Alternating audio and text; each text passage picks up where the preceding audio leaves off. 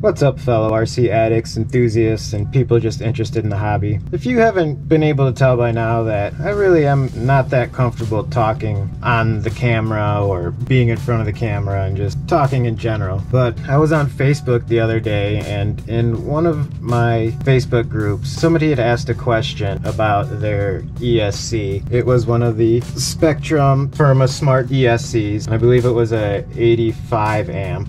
I'd actually been looking at my manual for the book because I had wanted to mess with the timing on my ESC. So I happened to be familiar with that and where it was at in the book. So I took a picture of it and I put it in the group, and it helped the guy out. Somebody who wasn't even involved with that question came in. He said that he was surprised that I actually took the time to answer the guy's question instead of just telling him to go on Google or to, you know, figure it out for himself. And as a newbie in the hobby, he hoped that he ran into more people that were willing to help. Sad reality is that that's kind of how it is in this hobby right now, is there's a lot that don't seem to be willing to take the time to help newbies when it comes to the hobby, or if they ask a question, you know. So the fact that that is a reality in this hobby kind of gave me the courage to maybe start doing some more of these tech videos and helping people out. I mean, I'm by no means an expert or know everything, and if somebody sees something that I'm doing wrong or has a better way to do it, I'm humble enough to admit it and, you know, acknowledge that person and thank them for helping me. So I'm gonna just kind of mess around with the ESC for now, because I'm gonna end up doing the factory reset on it,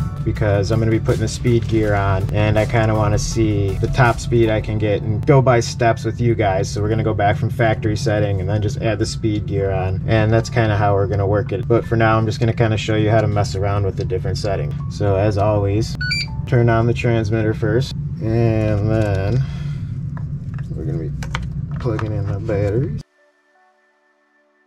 Something else somebody could answer for me is all my vehicles with 2 batteries. Every time I plug the second battery in, doesn't matter which way I do it, I always end up getting that little popping sound, and it scares the crap out of me every time. To go into the Esc Programming, first we gotta turn on the ESC.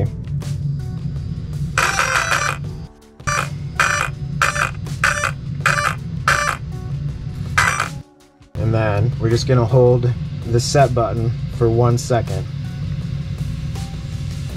and you'll see that the green LED light starts flashing rapidly. Now from here is where we would go into resetting it to factory, but we'll go and kind of play with it. If you want to go into the settings, we're just going to go ahead and press and release it. And then the number of beeps and light flashing you see corresponds with what mode you are in.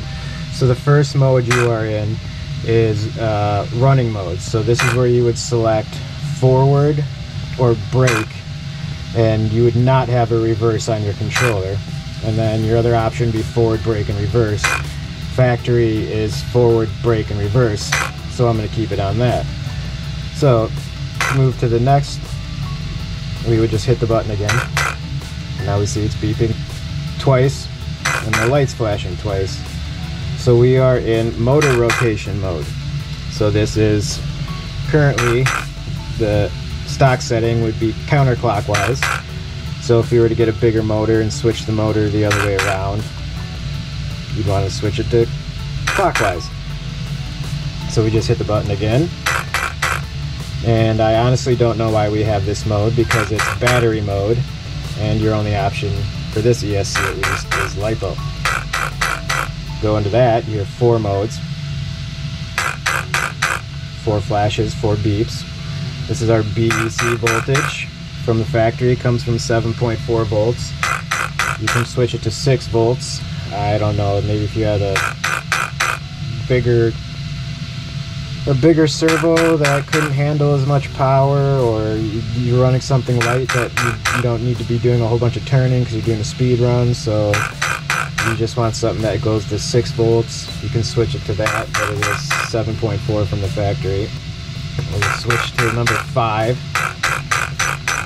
So 5 blinks, 5 beeps. That's our brake strength. Comes from the factory 75%. The options are 25%, 37.5%, 50%, 62.5%, then 75, 87.5, and 100%. I'm going to leave it at the 75% for now. So then, hit the button again. We have 6. 1, 2, 3, 4, 5, 6. This is the reverse strength. In the factory, it is 25%, and then you have the option to switch it to 50% and 75%. I'm going to leave that at 75 or 25%. This is what I'm mainly interested in changing. And the mode after this. This is the punch setting. So it comes from the factory at level 4. We moved it up to level 9. That's more for if you're kind of wanting to bash, don't have much room to get up to speed, you want to turn the punch level up. Where I'm doing my speed runs, I have enough room, so I have it on a 9 right now. I'm probably going to move it back down to like a 3 or a 4. And then the last setting would be motor timing, which comes from the factory at a 22.5. I have it set at 26.25 right now for the speed runs. We got the extra 2 mile an hour out of that. You can put it at 0 degree timing, 3.75, 7.5, 11.25, 15, 18.75, and then like I said, the stock 275. So here, we'll mess around with this timing. So if we want to mess around with the timing, we hold this button down for 3 seconds. And now, this is corresponding with the settings. So now instead of going through all the different variables, we're going through the actual separate settings. So right now you see it's flashing. What do we have here? 1, 2. So we're at the 26.25. So if we want to change that, maybe just hit the set button again. So now we're at timing of 0. Got 1 beeping. This would be if we want to make the batteries last a little bit longer, if it's really hot out and we want to keep the electronics cool. Hit it again. Switches the two beepings with the red lights. Now we're at 3.75. We'll hit it again. It's 7.5. So say we're going to change this. We'll leave it here. We're going to hold this down for 3 seconds. Now that's saved down there. So now if we want to go back into the punch settings, turn it off. We power back up.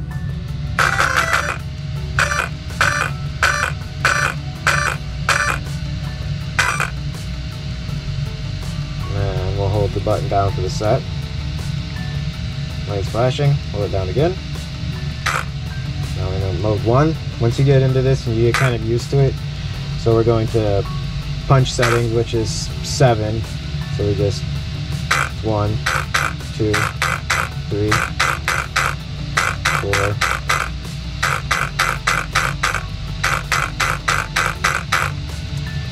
You're gonna double check. 1, 2, 3, 4, 5, 6, 7. Okay, so we want to go to punch level. So we should be at 9. So we hold this down for 3 seconds.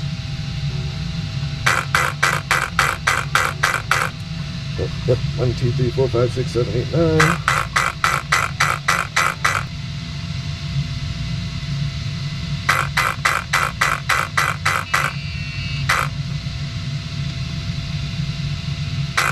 So now we are at punch level 1, corresponding with the 1 beep.